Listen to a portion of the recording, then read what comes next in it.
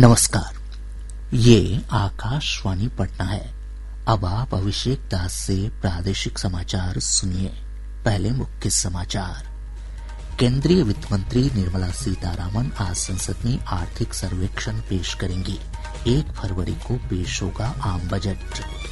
राज्य सरकार ने सरकारी चिकित्सकों की निजी प्रैक्टिस पर रोक लगाने के लिए 6 सदस्यों वाली उच्च स्तरीय समिति का गठन किया।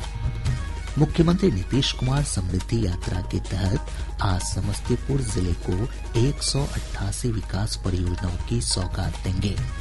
और पंचायती राज मंत्रालय ने स्पष्ट किया, बिहार विधान परिषद के स्थानीय निकाय निर्वाचन क्षेत्र के चुनाव के लिए पंच और सरपंच वैध मतदाता हैं। अब समाचार विस्तार से। केंद्रीय वित्त मंत्री निर्मला सीतारामन आज संसद में आर्थिक सर्वेक्षण 2025-26 पेश करेंगी। मुख्य आर्थिक सलाहकार के मार्गदर्शन में वित्त मंत्रालय के आर्थिक कार्य विभाग ने इस सर्वेक्षण को तैयार किया है। आर्थिक सर्वेक्षण देश की मौजूदा आर्थिक स्थिति और भविष्य के दृष्टिकोण की एक व्यापक समीक्षा है। केंद्रीय बजट 2026-27 1 फरवरी रविवार को पेश किया जाएगा। बजट सत्र का पहला चरण 13 फरवरी तक चलेगा। वहीं दूसरा चरण 9 मार्च से 2 अप्रैल तक होगा। बजट सत्र के दौरान 30 बैठकें होंगी। बिहार विधानमंडल का बजट सत्र 2 फरवरी से शुरू हो रहा है। वित्त मंत्री विजेंद्र प्रसाद यादव 3 फरवरी को राज्य का बजट पेश करेंगे। इस बीच सत्र के सुचारू संचालन और अन्य मुद्दों पर चर्चा के लिए विधान परिषद के सभापति अवधेश नारायण सिंह ने आज सर्वदलीय बैठक बुलाई है।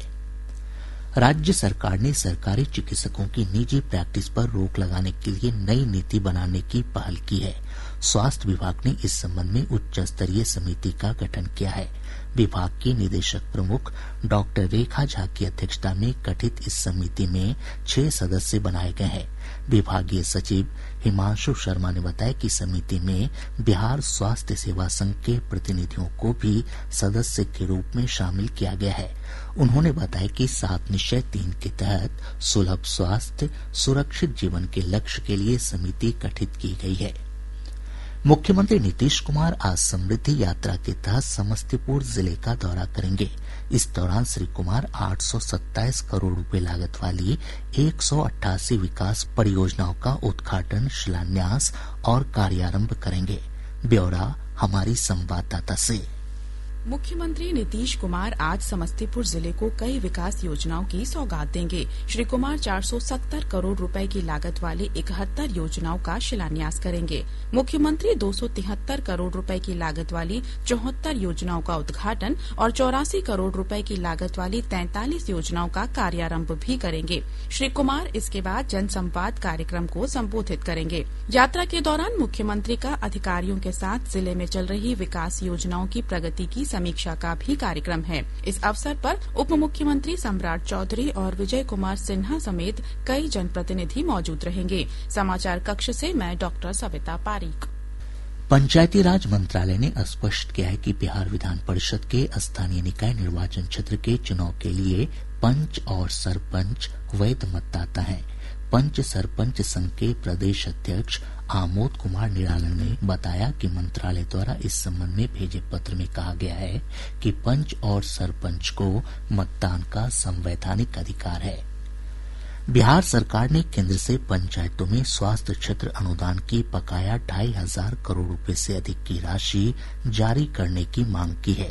पंचायती राज मंत्री दीपक प्रकाश ने इस संबंध में केंद्रीय पंचायती राज मंत्री राजीव रंजन सिंह से नई दिल्ली में मुलाकात की। उन्होंने केंद्र से पंचायत सरकार भवन के रखरखाव के लिए भी वित्तीय मदद की मांग की है। बिहार और ओडिशा के बीच झारखंड के रास्ते बसों का परिचालन किया जाएगा। परिवहन विभाग ने इस संबंध में अधिसूचना जारी कर दी है। विभाग के अनुसार पटना, बिहारशरीफ, भागलपुर, दरभंगा, गया, सासाराम, पूर्णिया, मुजफ्फरपुर और छपरा से बसों का परिचालन होगा। आपदा प्रबंधन विभाग ने कहा है कि आपदा प्रभावित लोगों को तुरंत राहत पहुंचाने और बचाव के लिए 20 जिलों में जल्द ही आपातकालीन प्रतिक्रिया सुविधा और प्रशिक्षण केंद्र का निर्माण कार्य पूरा कर लिया जाएगा। पटना में आयोजित संवाददाता सम्मेलन में विभाग के संयुक्त सचिव मोहम्मद नदीमुल गफ्फार सिद्दीकी ने बताया कि 17 जिलों में केंद्र का निर्माण कार्य पूरा हो गया है, जबकि पटना में निर्माण कार्य प्रगति पर है। श्री सिद्दीकी ने बताया कि अब बाढ़ प्रभावित परिवारों को 6,000 रूपये की जगह 7,000 रूपये दिए जा रहे हैं। उन्होंने बताया कि वर्ष 2025 में राज्य में डूबने से 2,098 लोगों की मौत हुई। राज्य की प्राचीन और महत्वपूर्ण पांडुलिपियों को संरक्षित कर उसका डिजिटाइजेशन किया जाएगा। संस्कृति मंत्रालय के ज्ञान भारतम अभियान के तहत यह पहल की गई है। मुख्य सचिव प्रत्यय अमृत की अध्यक्षता में इस संबंध में हुई उच्च स्तरीय बैठक में पांडुलिपियों के संरक्षण के लिए कार्य योजना बनाने का निर्देश दिया गया। इस अभियान के लिए कला संस्कृति और युवा विभाग को नोडल एजेंसी, जबकि संग्रहालय निदेशक को नोडल पदाधिकारी बनाया गया है। दानापुर बिहटा कोइलवर एलिवेटेड कॉरिडोर परियोजना का काम अगले वर्ष जून महीने तक पूरा कर लिया जाएगा। भारतीय राष्ट्रीय राजमार्ग प्राधिकरण NHAI के परियोजना निदेशक अरविंद कुमार ने आकाशवाणी समाचार से बातचीत में बताया कि परियोजना का 45% काम पूरा हो चुका है। उन्होंने कहा कि परियोजना के पूरे होने पर लोगों को जाम से मुक्ति मिलेगी। दानापुर से बक्सर तक की दूरी मात्र 2 घंटे में पूरी होगी। दानापुर बिहटा एलिवेटेड प्रोजेक्ट जो है, पटना से जो है कोइलवर भी एक प्रोजेक्ट था, उसी का एक पार्ट है। ये भी जानना जरूरी है कि कोइलवर से भोजपुर और भोजपुर से बक्सर ऑलरेडी हम 4 लेन 3 साल पहले ही कंस्ट्रक्ट कर चुके। अब ये 25 किलोमीटर का हमारा मिसिंग लिंक है, इसलिए ये हमारे लिए बहुत इंपॉर्टेंट है, ताकि ये प्रोजेक्ट के बनने के बाद ही हम जो है बिहार के जो है वेस्टर्न कॉर्नर में जो कि बक्सर आता है, वहां पर हम अनइंटरप्टेड जो है 4 लेन रोड को जो है रोड यूजर को जो है सर्विस प्रोवाइड कर पाएंगे। हमने टारगेट रखा है कि जून 2027 को इसको कंप्लीट करके इसका ट्रैफिक को ओपन कर दें। महाराष्ट्र के उप मुख्यमंत्री और राष्ट्रवादी कांग्रेस पार्टी एनसीपी प्रमुख अजीत पवार का अंतिम संस्कार आज सुबह लगभग 11 बजे पुणे जिले के बारामती में पूरे राजकीय सम्मान के साथ किया जाएगा। श्री पवार का कल एक विमान हादसे में निधन हो गया था। महाराष्ट्र सरकार ने उप मुख्यमंत्री के निधन के बाद सार्वजनिक अवकाश की घोषणा की है। राज्य में 3 दिन का राजकीय शोक रहेगा। प्रादेशिक समाचार आप आकाशवाणी पटना से सुन रहे हैं। ताजा समाचारों के लिए आप हमारे x handle AIR News_ Patna पर जा सकते हैं। पश्चिमी विक्षोभ के प्रभाव से राज्य के उत्तरी हिस्सों में हुई हल्की बारिश के चलते ठंड में बढ़ोतरी हुई है। मौसम विभाग के अनुसार अधिकतम तापमान में 2 से 4 डिग्री सेल्सियस तक की गिरावट दर्ज की गई है।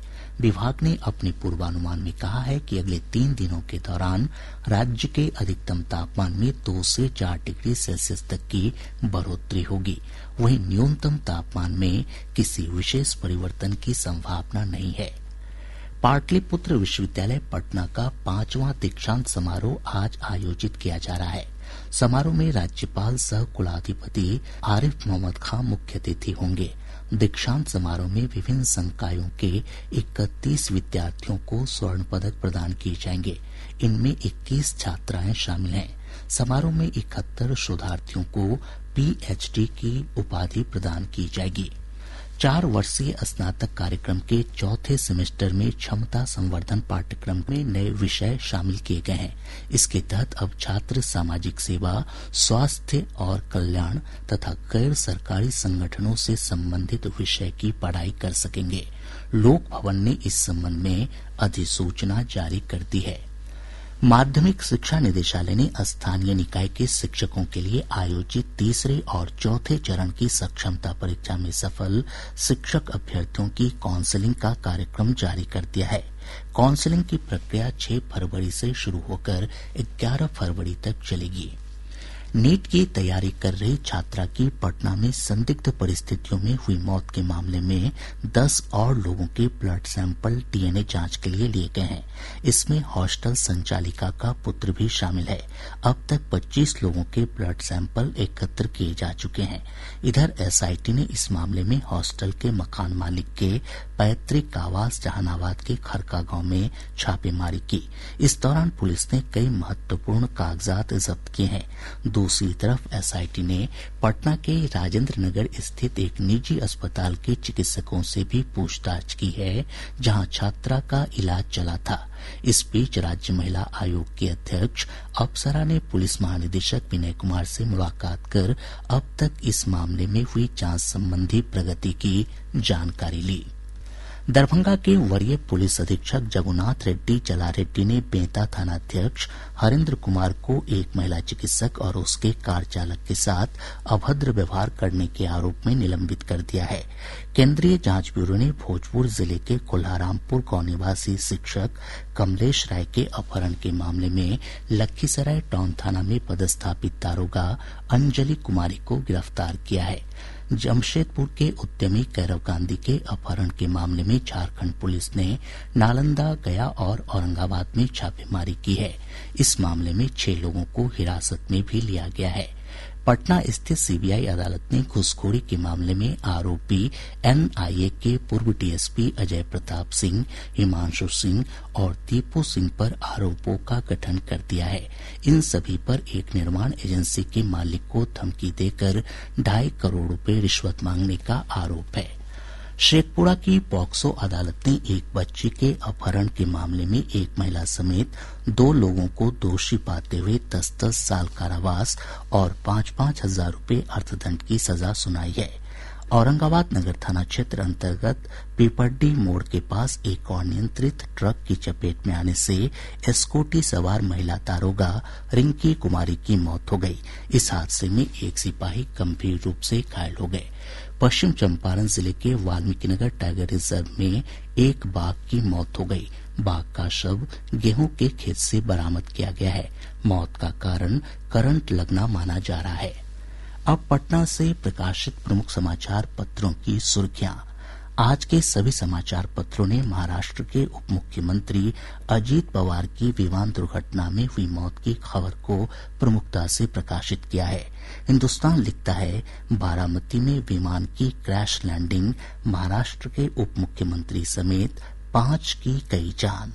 दैनिक जागरण की सुर्खी है, यूजीसी के नियमों के खिलाफ आज सुनवाई करेगा सुप्रीम कोर्ट।